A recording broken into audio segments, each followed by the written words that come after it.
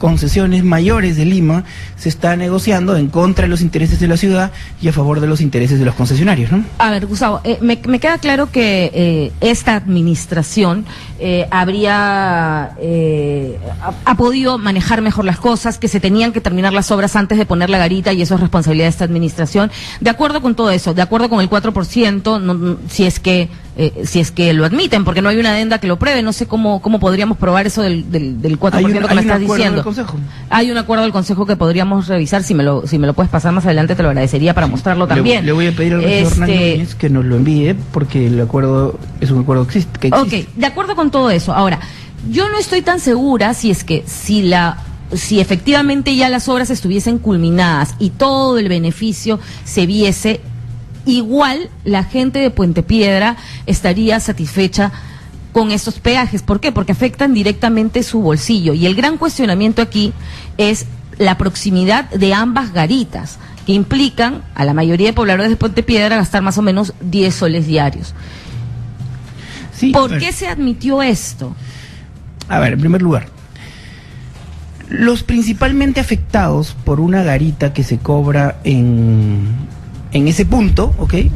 Donde estaban antes la garita, solo que en un solo sentido, en realidad son el tráfico de larga distancia que se mueve, digamos, un camión que viene de Ancón y que paga peaje en Pasamayo, ¿no es cierto? Y que tiene que venir antes, no pagaba el peaje en Puente Piedra, sino que mostraba su boleto y pasaba, cuando los peajes estaban bajo control del Ministerio de Transportes y Comunicaciones.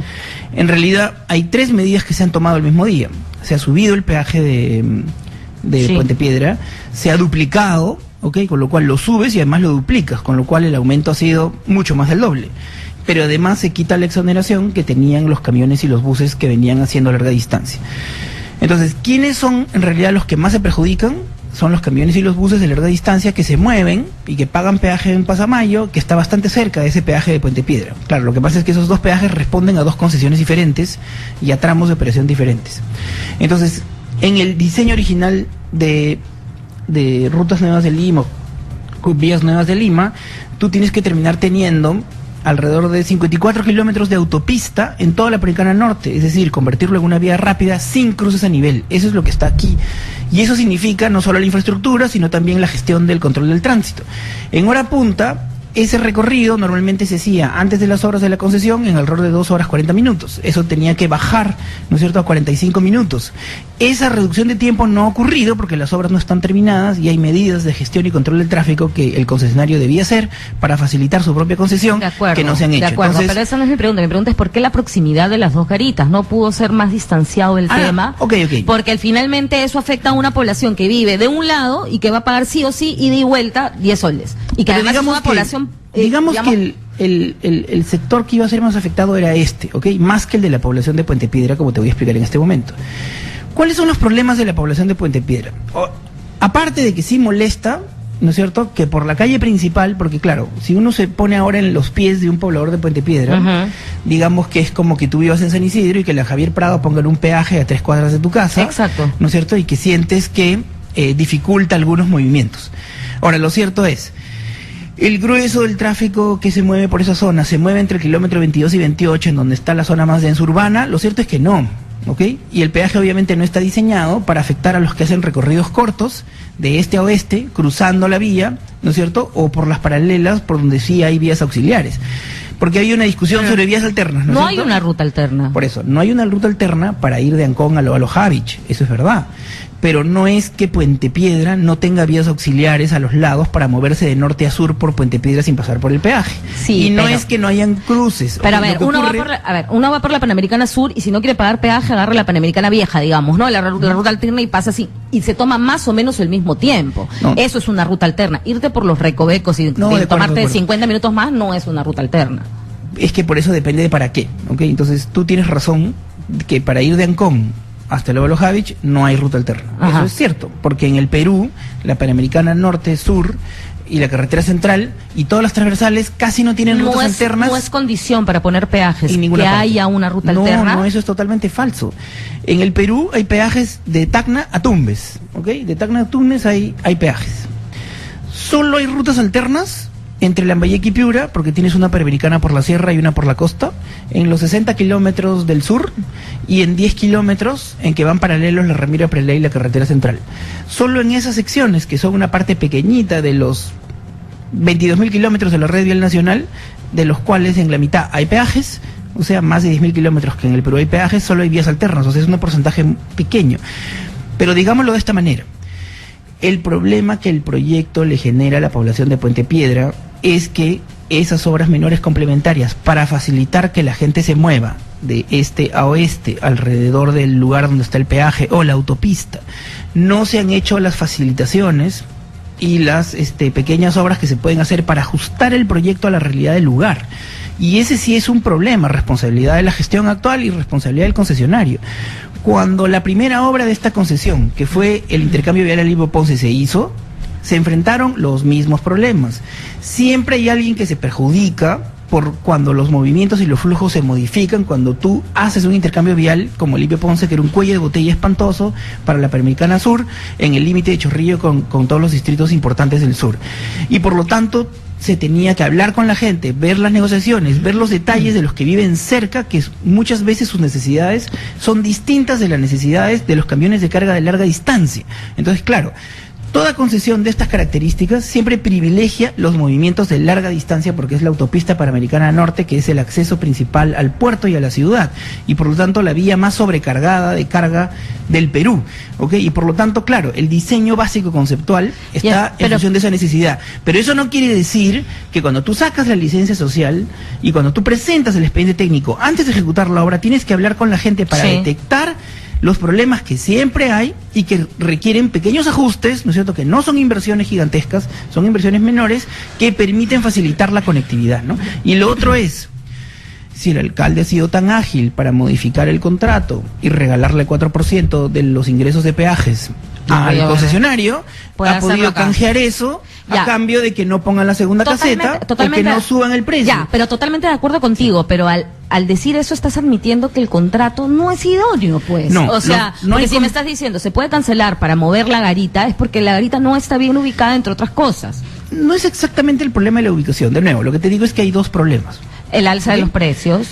Entonces 3. Ajá. La localización de la garita, yo no digo que no sea un problema. Sí puede ser un problema y sí puede ser que el contrato tenga una falla original. Claro, no es una falla que cuestione el proyecto en general, porque el proyecto son 590 millones de obras, que hoy día valen como 700 millones de dólares, para resolver los accesos este, norte y sur de la ciudad. Esta obra era indispensable. Pero volvamos al tema de Puente Piedra, ¿no es cierto? Lo que yo quiero resaltarte es que el malestar de la gente de Puente Piedra está causado mucho más por los problemas de conectividad para moverse, porque la infraestructura les dificulta los movimientos y sienten que les han puesto una barrera entre un lado y el otro, más que el propio aumento del peaje que afecta a los recorridos de larga distancia norte-sur. Ahora bien, volvamos al tema específicamente del peaje. Se pudo haber puesto el peaje un poco más al norte, un poco más al sur de Puente Piedra, para dificultar menos la zona más densa urbana, porque claro, el peaje está demasiado cerca del casco urbano. Eso sí, y el contrato establece todas las facilidades y flexibilidades para poder pactar las relocalizaciones del peaje, y como te lo voy a dejar, lo vas a poder verificar. Por ende, a esta gestión le tocaba reanalizar, digamos, dónde colocar esa garita, ¿es lo que me estás diciendo? Digamos que siempre es una posibilidad en un contrato como este, cuando se pone un peaje nuevo, está abierta la posibilidad para relocalizar un peaje y que no tenía que ser necesariamente al costado de la otra garita, podía ser un poco más allá o un poco más al sur o un poco más al norte, saliendo, digamos, de la zona más urbana, porque claro, tú entenderás que el concepto del peaje que se ubica en Puente Piedra es un concepto que cobres en los dos sentidos, pero principalmente al transporte de larga distancia. O sea, esa concesión está hecha para los movimientos de acuerdo, pero hay una zona urbana ahí grande que no puedes evitar. Exactamente. Y que tiene que trabajar aquí, o sea, en otro lado de la ciudad, y que tienen que salir todos los días y todos los días pagar 5 soles, ir hasta mi casa a trabajar, la señora que pueda vivir en Puente Piedra. Sí, pero hay una cosa que sí quisiera que la gente no se confunda, y voy a insistir con este tema. el mayor problema para la gente de Puente Piedra son los movimientos de este a oeste, ¿no es cierto? Porque la autopista genera una suerte de efecto barrera, ¿ya? O sea, el mismo malestar que le generó a la gente de Barranco cuando Castañeda implementó... congestiona, me refiero. No, cuando tú implementaste el metropolitano en Barranco, sí, generaste dificultades para que los vehículos privados se muevan de un lado al otro, sí, del corredor metropolitano, porque alteraste la forma como la gente iba de un lado al otro, y eso generó un malestar enorme en Barranco que hasta ahora se acuerdan. Ya, y lo mismo pasa en Puente Piedra. Exactamente. Pero y ese malestar... Pero no creo que ese sea el malestar mayor, porque la gente diría eso, los manifestantes no están diciendo eso, los manifestantes están diciendo, oye, me están cobrando 10 soles diarios. El peaje ha sido como el catalizador para una protesta que es sobre un tema que es mucho más grave para ellos, porque, digamos, no es que no hayan vías paralelas en la pequeña extensión en donde está, digamos, el casco urbano de Puente Piedra, por llamarlo de alguna manera. O sea, sí hay formas de ir norte a sur. El tema es que para moverte de un lado al otro les genera una enorme dificultad. Ahora bien, no digo que el costo del peaje no sea una molestia, sí lo es, o sea, cualquiera que le ponen un peaje cerca, y a mí me parece una barbaridad que hayan hecho 3 cambios el mismo día, es decir, si tú tenías que poner el peaje al final, ¿no es cierto? Lo menos que has podido hacer es no hacer todos los cambios ahorita. Si quieres poner la segunda caseta, no subas el peaje o no quites la exoneración. Claro, no, ha sido un hazlo abuso... gradualmente. Primero pon la exoneración, después suavemente pones la segunda caseta y después subes, pero han hecho todo al mismo tiempo como para provocar una reacción violenta en la población y volver a poner el peaje en este momento. ¿Crees que eso haya sido a propósito? No sé, pero pareciera el volver a ponerlo en este momento sin abrir una mesa de diálogo, que es lo que hace cualquier autoridad normal frente a un conflicto de ese tamaño, ¿no es cierto? Me parece ayer lo que dijo el regidor fue una provocación, que fueron convocados por la PCM, que estuvieron sentados con la PCM y Rutas de Lima una ocasión, y en la segunda reunión Rutas de Lima dijo, lo siento, aquí yo no tengo nada que negociar, y siguió con su contrato en mano. Es que ese es el problema. Cuando alguien va a negociar con la población para obtener una licencia social, tiene que ir la autoridad a cargo, porque digamos, el concesionario no tiene todas las herramientas para negociar soluciones sociales y convencer a la gente. A veces es la Municipalidad Metropolitana de Lima la que tiene que hacer eventualmente. Si una pequeña solución sale por fuera del contrato, tú la resuelves con otras herramientas de las cuales dispone el Estado o la municipalidad en este caso, ¿no? Y quiero terminar diciendo lo siguiente, ¿no? Este es un asunto que se puede resolver, el diálogo ayuda, no es bueno implementar obras que generan autopistas sin conversar con la gente, todo proyecto requiere ajuste a la realidad local, no existe ningún proyecto que sea perfecto, todos tienen un determinado grado de conflictividad. Cuando nosotros quitamos la China en el corredor Tacna-Garcilaso-Arequipa, para poderlo hacer sin que la gente proteste, tuvimos que explicarle a todos los grupos organizados, sobre todos los distritos que iban desde el Rímac hasta Miraflores, ¿no es cierto?, explicarles por qué les convenía ir más rápido y no tener el servicio de la China, ¿no es cierto? Porque automáticamente todos los que pagaban China iban a pagar un sol 20, ¿no es cierto?, en el corredor Tacna-Garcilaso-Arequipa. Para prevenir una situación de conflicto, ¿qué se hace? Se conversa con la gente, y aquí el alcalde de Puente Piedra ha pedido una reunión con el alcalde Castañeda Olósio para tratar los temas de fondo. Y no es posible que la Municipalidad de Lima solo mande al concesionario que cuando conversa con la gente solo dice, no, yo no puedo hacer nada porque este es mi contrato. O sea, aquí el alcalde Castañeda dice estar maniatado para poder resolver un problema puntual sobre una caseta que es un pedacito chiquito de un proyectazo del cual él ha obtenido enormes beneficios políticos, porque él ha hecho publicidad, spots, ¿no es cierto?, sobre todos los intercambios viales que se han financiado con los peajes que están localizados en el proyecto. Alisos, Cantacallado, el Óvalo Naranjal, 2 de octubre, ¿no es cierto? Casi todas las obras que él muestra, no dice que son de la concesión, las muestra como si fueran obras públicas de la municipalidad, pero lo cierto es que él hace campaña política sobre la base de las obras de esta concesión. Pero cuando hay un problema, no quiere ejercer el liderazgo para ir a resolver el problema y escuchar a la población que hace un alcalde. Un alcalde siempre tiene que ser el mejor amigo del pueblo de un distrito. Y aquí este alcalde hace todo lo que la gente no quiere, ¿no? Si la gente del Rímac quiere el proyecto Vía Parque Rímac, se lo quita. Si la gente del Cercado no quiere el bypass de 28 de julio, se lo impone. Y aquí en Puente Piedra nadie ha querido conversar con la gente para buscar una solución que hubiera podido ser factible. Y como tú dices, basta relocalizar un poquito ese peaje para que capture principalmente el tráfico de larga distancia y no el tráfico local, porque un peaje de estas características no se diseña para hacer caja, ¿no es cierto?, con recorridos de 6 kilómetros o de 3 kilómetros, sino recorridos de 40 o 30 kilómetros. Ese es el sentido del peaje ubicado en esa zona. Ayer el regidor Wilder Ruiz leyó una parte del contrato, no lo trajo todo como tú, sino trajo algunas anotaciones supuestas del contrato, que decían, y eso en realidad nos llamó muchísimo la atención, y nos lo leyó supuestamente a la letra, que ante una protesta social, si el concesionario no podía cobrar el peaje, el municipio le hace, todos los ciudadanos debíamos de pagar al concesionario el equivalente a la pérdida. Y es decir, si Puente Piedra sigue manifestando, nosotros tenemos que pagar. Claro, pero Puente Piedra no se va a manifestar si mueves el peaje un poquito más al sur y un poquito más al norte. Pero sí existe esa cláusula en el contrato. Urbano. Sí, porque es una cláusula casi estándar de la mayor parte de concesiones que tiene que ver con el concepto de fuerza mayor. Es decir, digamos que todo ya, es una pero concesión... ahí voy yo con el tema de asumir también las propias responsabilidades, Gustavo, porque uno, a ver, sabe que hay, o sea, es un contrato que tú mismo estás admitiendo que la garita de peaje pudo estar más allá. Hay un casco urbano cerquísima a ese lugar. Entonces, no solo Castañeda no ha conversado con la gente, ustedes en su gestión tampoco conversaron con la gente, porque se hubiesen dado cuenta de este problema. Ya, pero a ver, vamos por partes y cucharadas. Digamos que mañana alguien quiere hacer una super autopista por la carretera central para ensanchar la carretera central. Y en el contrato pones que vas a poner un peaje a la altura de Huaycán para financiar la expansión de la carretera central. Y es posible que haya violencia contra ese peaje, ¿no es cierto? Es posible, así como ha habido violencia en este caso.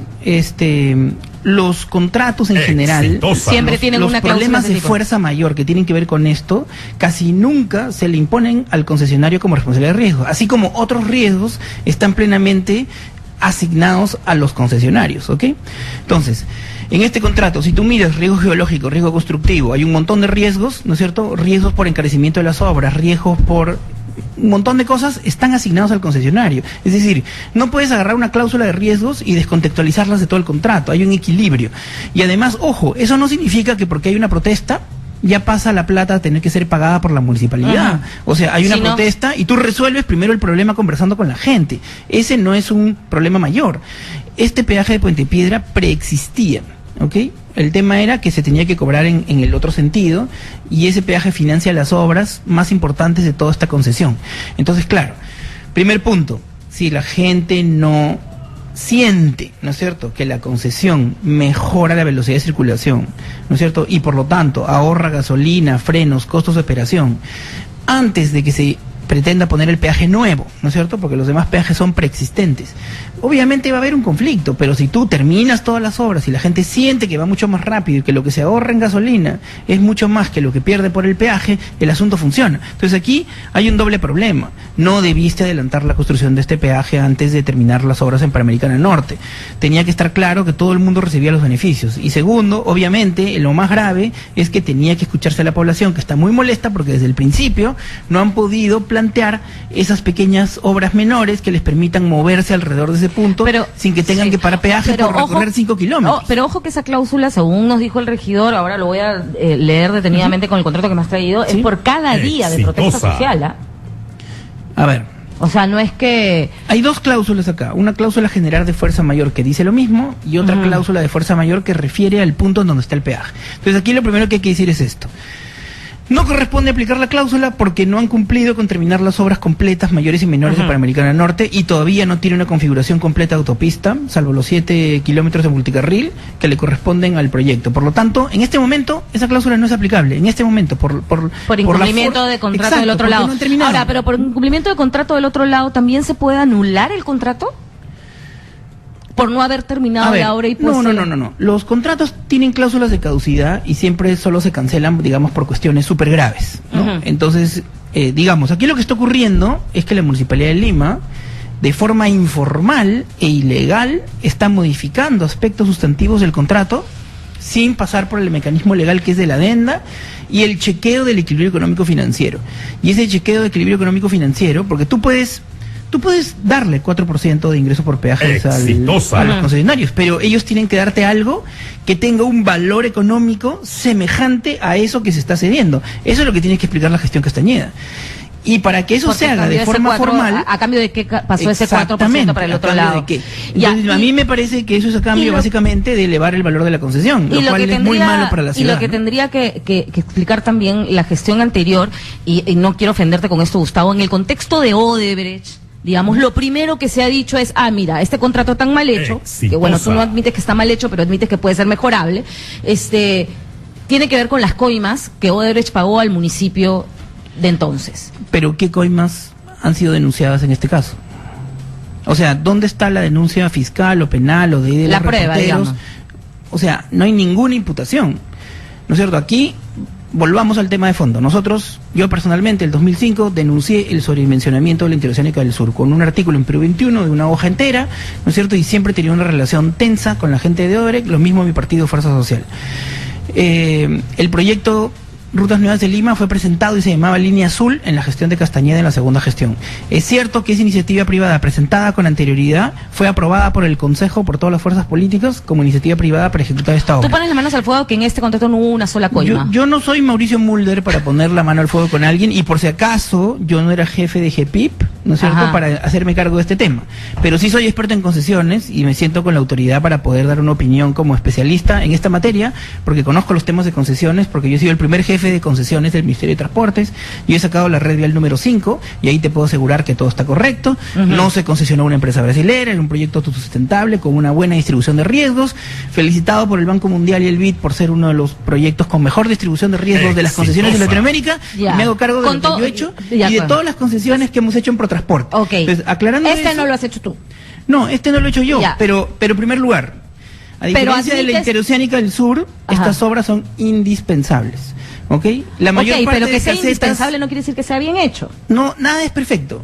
Nada es perfecto. Desde el primer proyecto en el primer intercambio vial que se hizo en Panamericana Sur, ¿ok? Desde el primero, Alipio Ponce, siempre hay problemas. Eso es lo que yo quiero resaltar.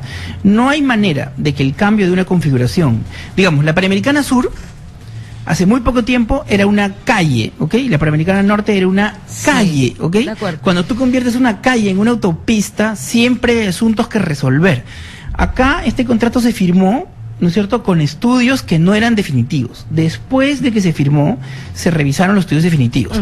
Y después de que se hacen los estudios definitivos y antes de que se ejecuten las obras, se tiene que conversar con la gente. No hay proceso que sea perfecto. Aquí el problema es que hay una gestión muda que no quiere hablar con la gente y que exacerba un conflicto, que no es capaz de ir a plantearle tres alternativas de peaje al pueblo de Puente Piedra para que ellos escojan una, hacer una consulta bien hecha en un tema tan delicado como poner un peaje nuevo. Insisto, yo he trabajado en el Ministerio de Transportes, por eso, yo he trabajado en el Ministerio de Transportes, en la época, en el Sigma que he trabajado, en donde poníamos peajes todos los meses y siempre había que hablar con la gente para ver dónde colocas la caseta en el detalle final. Acá se establece un tramo para colocar la caseta.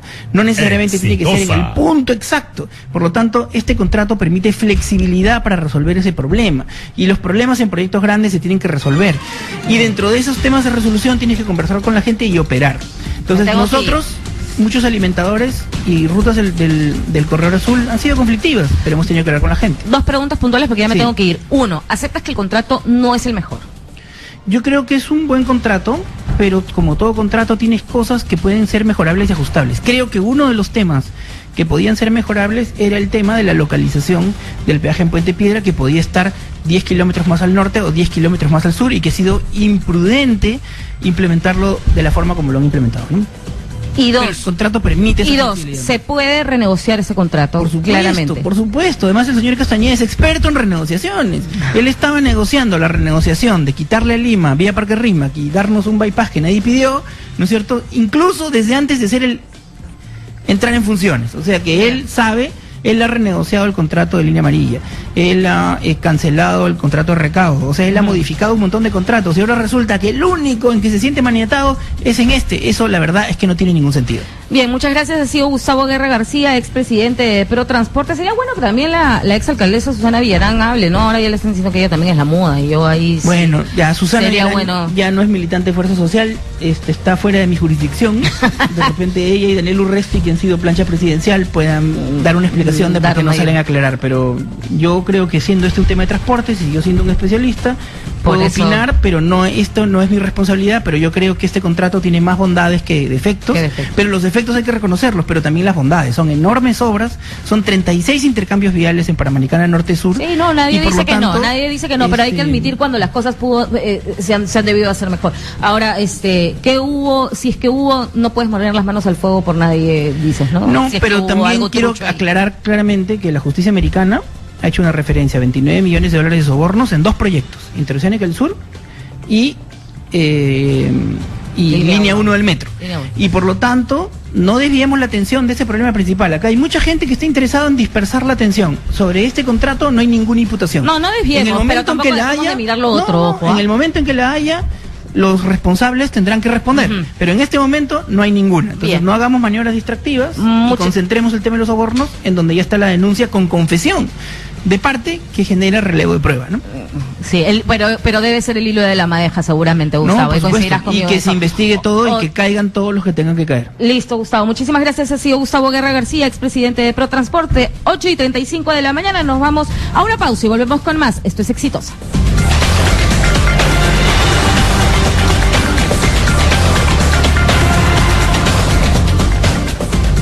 Ocho y 35. Ya volvemos con Exitosa Noticias. Única respuesta, Radio Exitosa.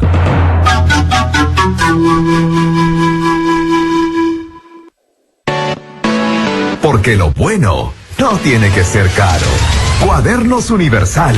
Nuestro papel ultra blanco y resistente hace que nos prefieras. Nuestros diseños exclusivos con más de 100 licencias hacen que nos elijas. 30 años nos respaldan. Nuestros productos superan en calidad a todas las marcas en el mercado, pero a un precio menor, hasta 30% menos. Cuadernos Universal, porque lo bueno no tiene que ser caro. Informes y ventas 651-472, 999-753203. Radio Exitosa, en Lima, 95.5. Continuamos con Exitosa Noticias.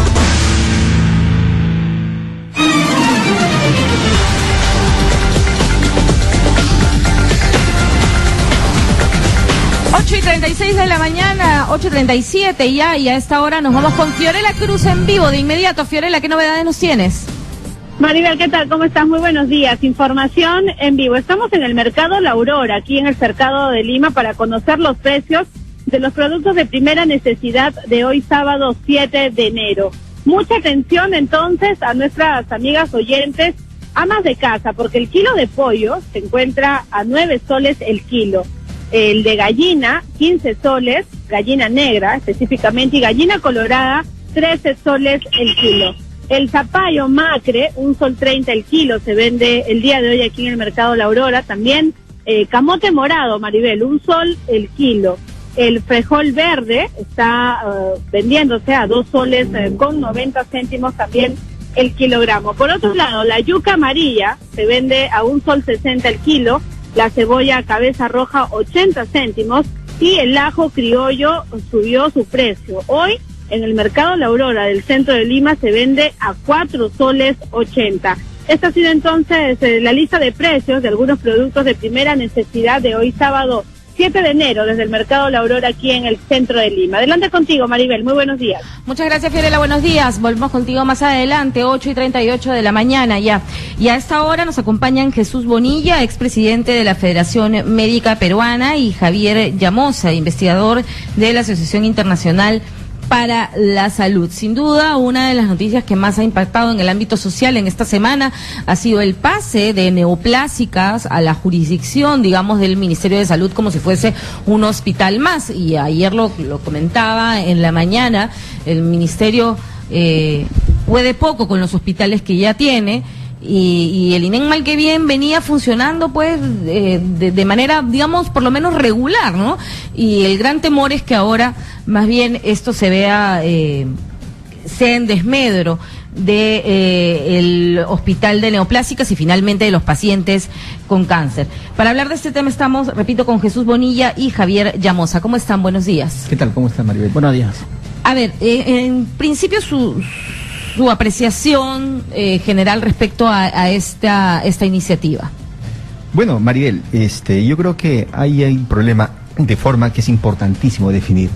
Creo que al Ministerio de Salud, el Congreso de la República no le ha dado las facultades para legislar en materia de salud. Entonces creo que ahí hay un problema que hay que dilucidar. Legal. Exactamente, y creo que el Congreso de la República va a tener que hacer un control de esos decretos legislativos para ver si efectivamente les han autorizado.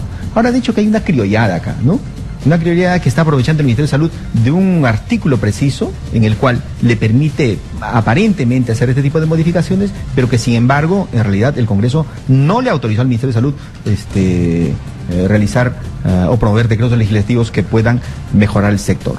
Y en relación al tema del INEM, creo que existe ahí una oportunidad perdida para el INEM. Yo creo que los trabajadores en general deben estar reventándole los oídos a los que fueron directores de esta institución, porque en realidad la experiencia ha demostrado que no se ha avanzado mucho. Se ha avanzado en algo en infraestructura, existe un compromiso para poder crear, por ejemplo, una torre oncológica el año 2017, pero sin embargo, en otras materias no se ha avanzado. Por ejemplo, en temas de investigación, fundamentalmente están amarrados a la industria farmacéutica, a la industria de producción de medicamentos y de las transnacionales, pero no existe investigación original. Por ejemplo, no se estimula la investigación original a nivel nacional.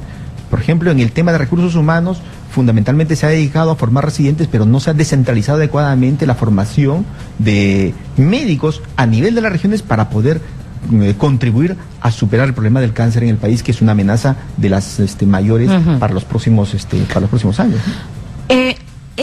Desde el Ejecutivo, digamos, y lo señalabas tú, se ha señalado que esto tiene que ver o encaja en las facultades que llaman de servicio al ciudadano o algo así. Ahorita no tengo el nombre porque finalmente la salud pasa por eso.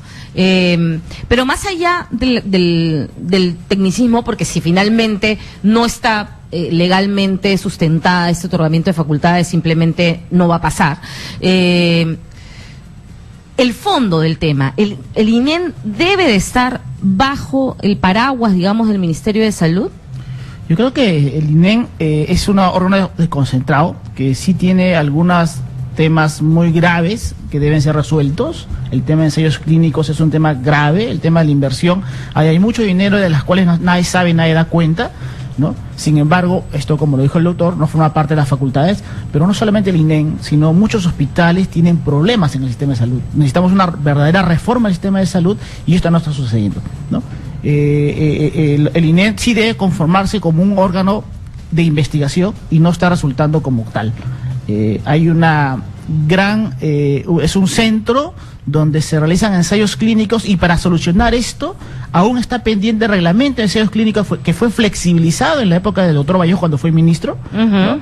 Y si queremos solucionar ese problema no necesitamos tener el INEM dentro del Ministerio de Salud, sino necesitamos reglamentar los ensayos clínicos que se realizan, que se experimentan con los peruanos sobre ensayos clínicos donde no hay seguro para las personas que están expuestas a estos ensayos clínicos, donde no hay un consentimiento informado con una persona que esté al lado que verifique que esto es así. Entonces hay una flexibilidad grande. ¿Pero no hay un reglamento para los ensayos clínicos?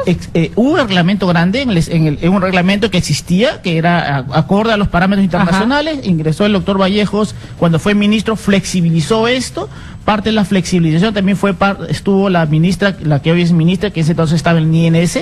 Hoy está pendiente un nuevo reglamento que modifique y que eleve el estándar, y esto no ha sucedido. Entonces lo que sí necesitamos es este reglamento que comience a normar los ensayos clínicos que se realizan en el país. Y mientras esto no suceda, pues en el Instituto de Neoplástica se están realizando grandes ensayos, la industria farmacéutica mueve grandes cantidades de dinero de las cuales el Ministerio de Salud no tiene control, y creo que esto es una preocupación, sí, pero no es la principal preocupación, porque creo que en el sistema de salud tenemos preocupación en los hospitales sanitarios del país que son caóticos y que la Defensoría del Pueblo lo ha dicho y que aún no termina de resolverse, ¿no? Hay algo importante, ya terminó el 25 de diciembre la emergencia y aún no tenemos resultados de esto. Se solucionó el problema de desabastecimiento, entonces creo que ahí hay problemas que tenemos que tocarlo y que son de fondo y que no obedecen a las facultades que fueron dadas en esta ley, ¿no? En ese sentido, ¿cómo evalúa la gestión, lo que va de la gestión de la ministra? Mire, yo creo que en el tema del INEM va a subsumirse ahora a depender del Ministerio de Salud y obviamente va a subsumirse también con todos los problemas que tienen todos los establecimientos públicos del país. Hoy estamos casi al borde del colapso. Nos han dado un salvavidas con unos cuantos millones de soles, pero francamente hemos terminado agarrados de una soga para poder terminar el año 2016.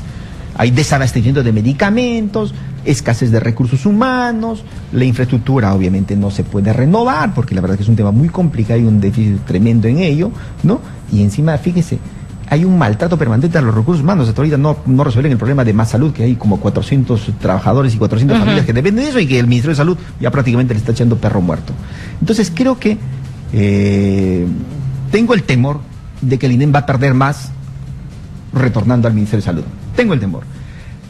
Teniendo independencia económica, teniendo independencia administrativa, pudieron haberlo hecho mucho mejor, definitivamente. Sí. Pero yo creo que aquí hay responsabilidades de personas.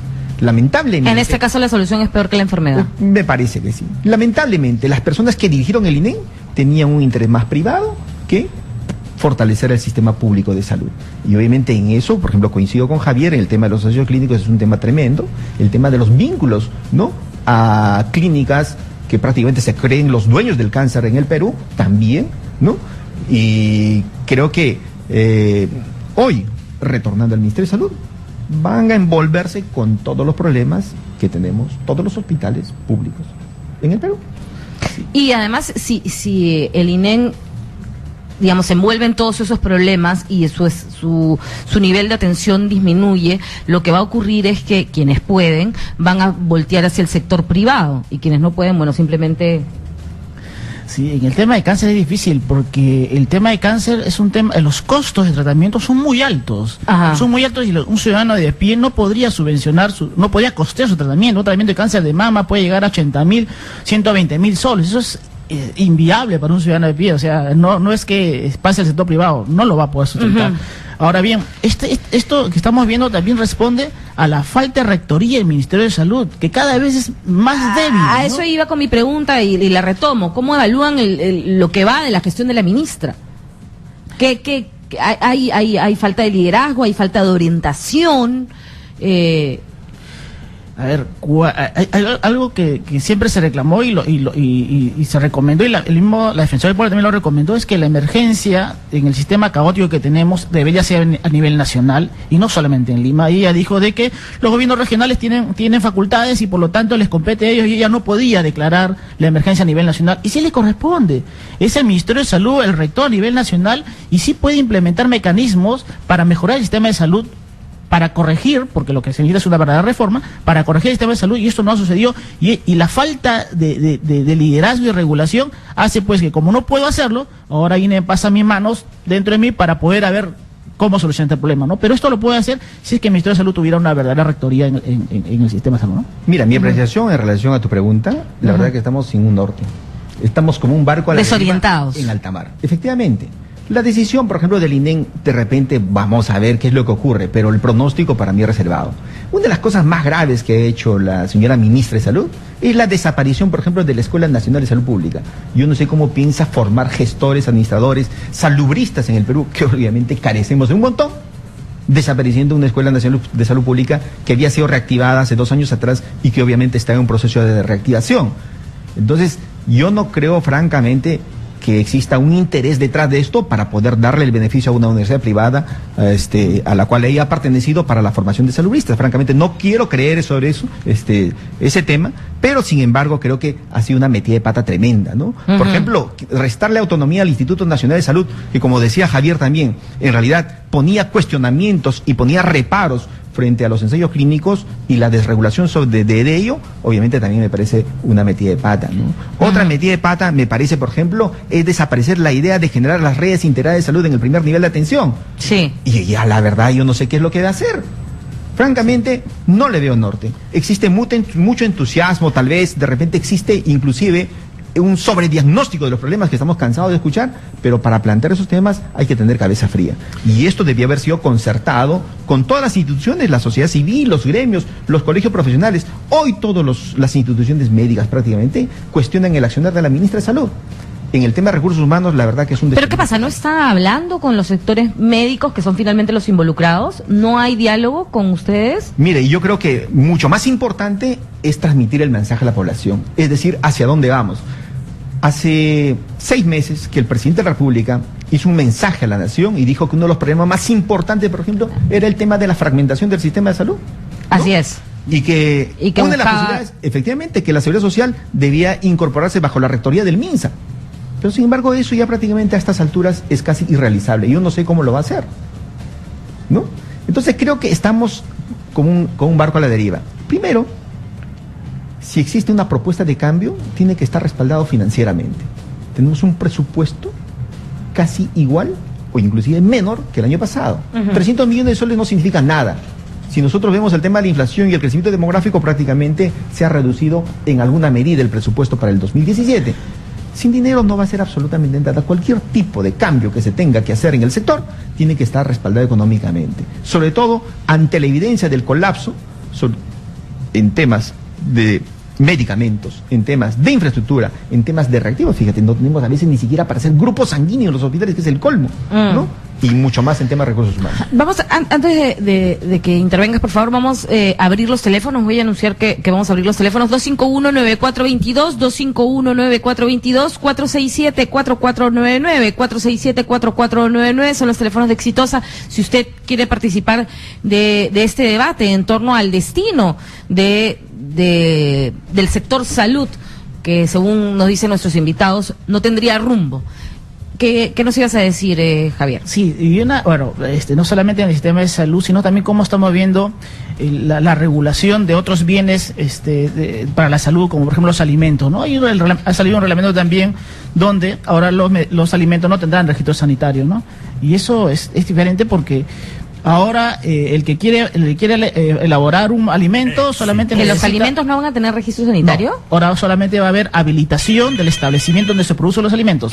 Si está habilitado y has firmado tu declaración jurada que dice que cumples con las buenas prácticas del HACCP, te autoriza y puedes elaborar cualquier alimento porque es fabricado en esa planta o en esa panadería. Y de ahí puedes fabricar panetones, todo lo que tú desees, ¿no? Ya no hay control sobre lo que se produce, siempre y cuando sea de un establecimiento donde el propietario ha firmado una declaración jurada que cumple y que posteriormente iremos a verificar que eso es así. Y eso lo hizo el ministro Claro, Yufra. y con la capacidad de fiscalización que tenemos tan óptima. Así es. ¿A dónde vamos a llegar con esto? Aló, buenos días. Buenos días.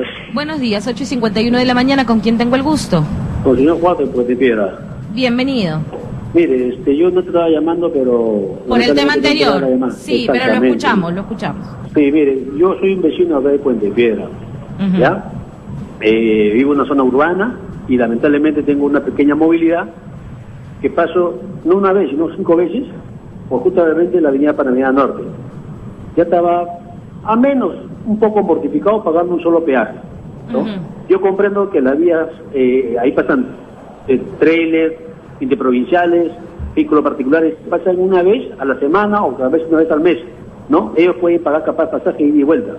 Pero para la gente que vive en esa zona, que es una zona urbana, que no hay vías alternas, es netamente complicado económicamente, y más el cabo de transporte, el tráfico, es un dolor de cabeza, y eso no han pensado los señores de esa empresa que han hecho el peaje en ese lugar. El señor Guerra García decía que el fastidio mayor de los pobladores de Puente Piedra no era tanto el peaje, sino la congestión, digamos, que se había generado en las rutas alternas. No es eso, a usted le afecta el bolsillo. El bolsillo, ¿y por qué? Porque lamentablemente yo no puedo pasar por esa avenida y no me veo obligado a pagar 5 soles, pero yo me quiero ir entonces por otra vía para no pagar esos 5 soles. No existe otra vía, ¿no es cierto? Yo quiero pasar por otra vía auxiliar para no pagar peaje porque solamente estoy yendo a mi casa, entonces me veo obligado a pasar por toda esa vía principal que es vía de evitamiento o vía de la Avenida Norte, y hay un peaje. Ese es el problema, que toda la población estamos desconformes, o sea, obligado sí o sí, tengo que pagar 5 soles, y ojo que no voy a pasar una sola vez, paso 3 veces. Serían 30 soles que tengo que gastar diario, ¿no?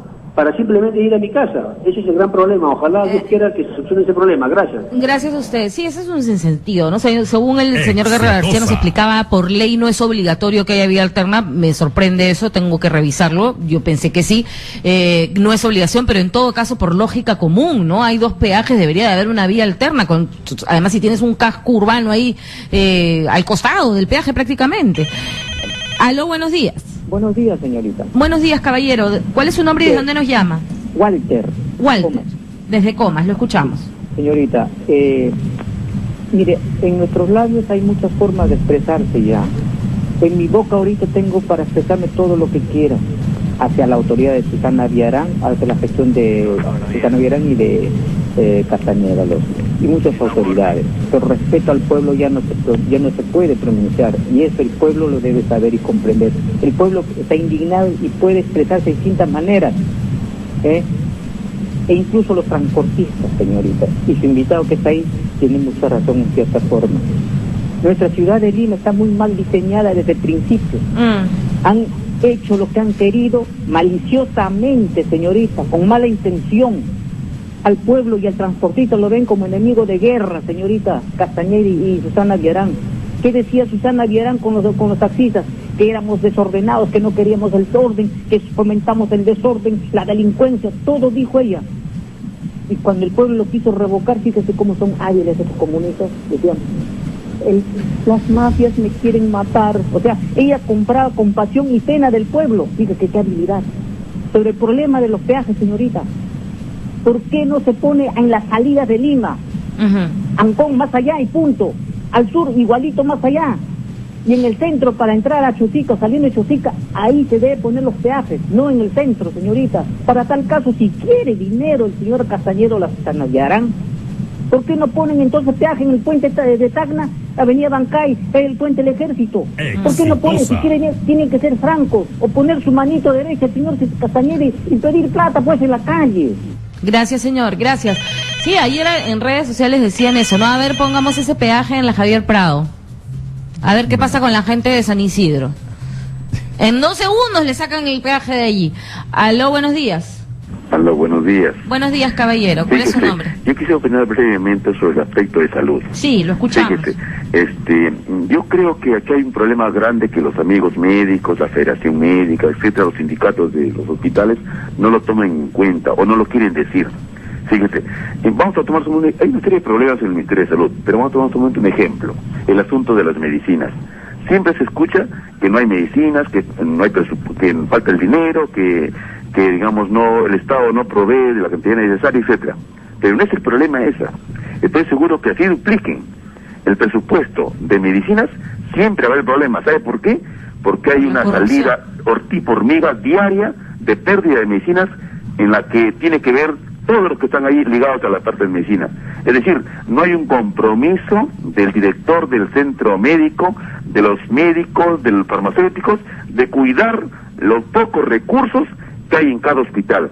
Mientras no hay este compromiso, por más que dupliquen el presupuesto, es decir, hay indolencia, como no es mi plata, hago lo que quiero y saco lo que quiero. Esa es la verdad. Y si no, que lo digan los médicos que están ahí.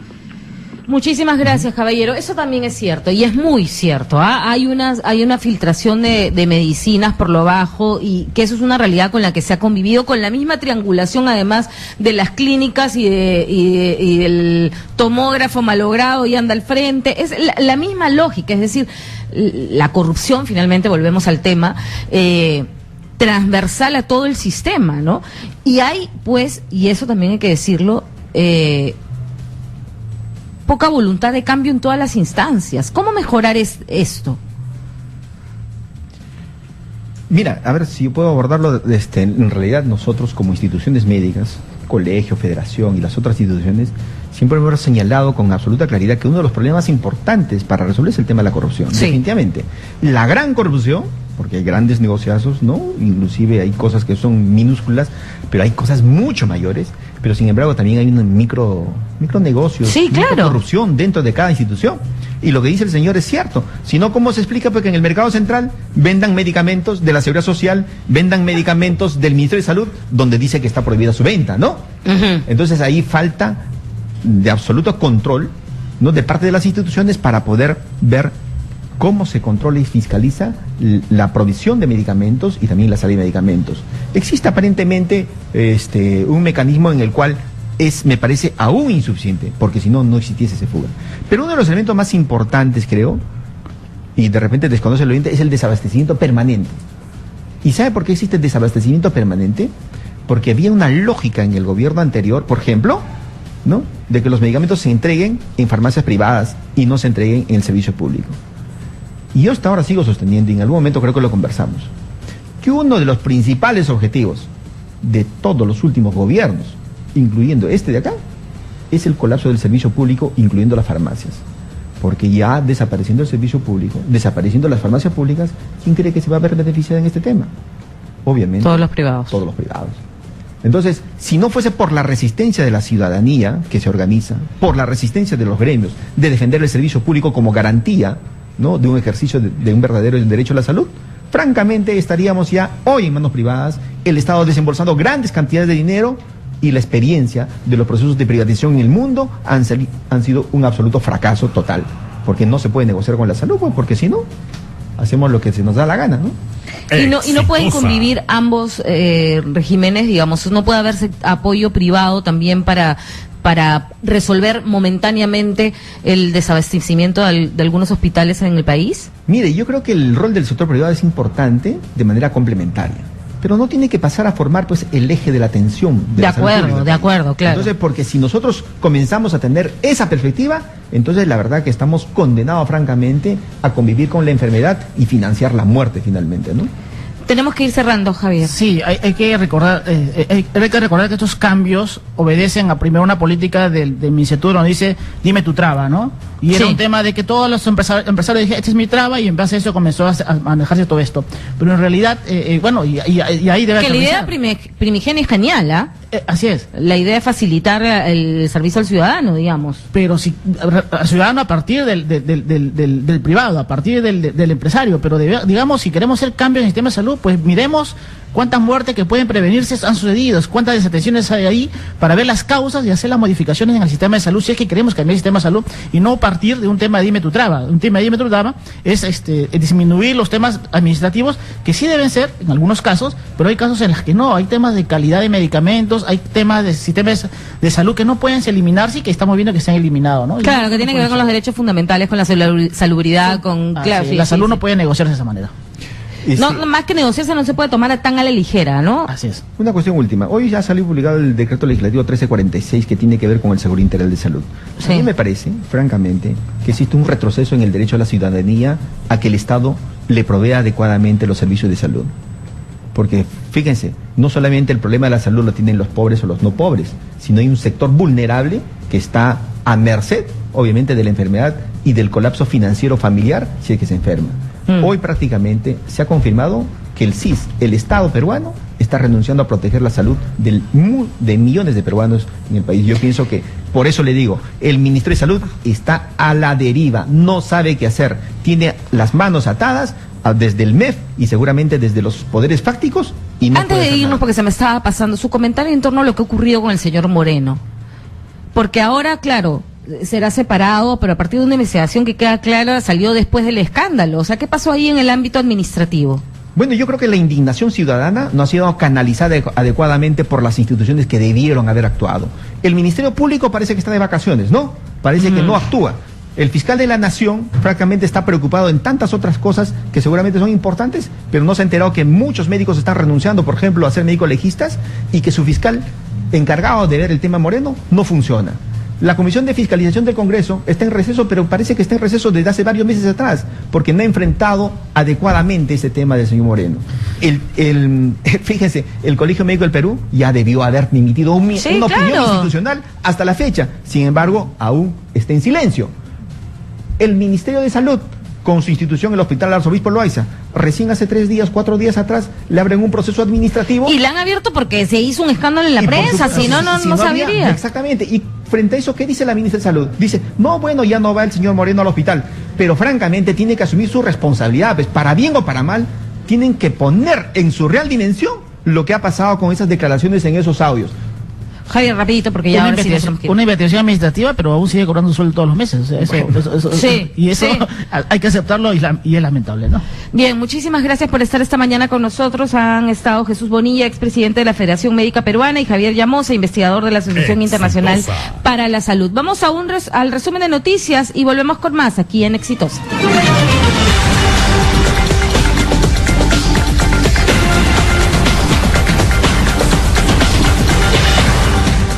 Nueve y 4. Ya volvemos con Exitosa Noticias. Las 24 horas. Responde Radio Exitosa. El Estado tomará medidas contra los corruptos. A ver, señora, deme una Exitosa. Todo periódico te impresiona por su portada, pero Diario Exitosa, también por su contenido, te conquista a primera vista. Lo compras y lees día tras día porque te informa, sin ocultar nada. Los hechos del Perú y el mundo que te interesan están en Diario Exitosa. Noticias sin mordaza, bien dichas y sin intereses de ninguna parte. Totalmente independiente. Diario Exitosa, 50 céntimos que informan 100% la verdad. Exitosa. En Exitosa, la hora llega gracias a Con Caja Piura. Tengo lo que quiero. 9:04. Pide tu crédito personal en Caja Piura, rápido y sin papeleos, y participa del sorteo de 10 paquetes dobles al Caribe. Radio Exitosa, en Lima, 95.5. El microinformativo de Exitosa.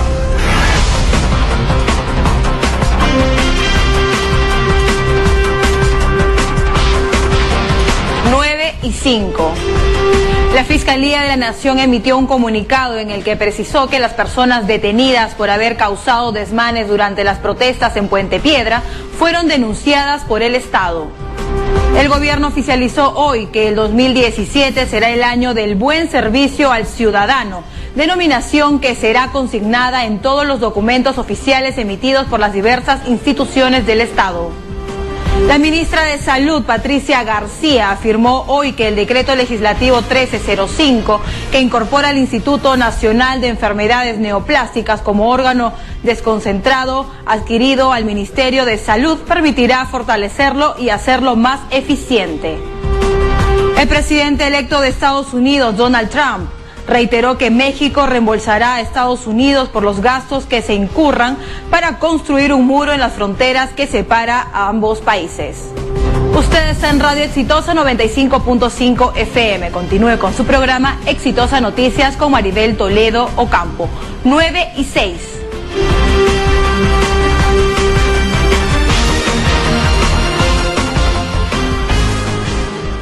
Radio Exitosa. En Lima, 95.5. Continuamos con Exitosa Noticias.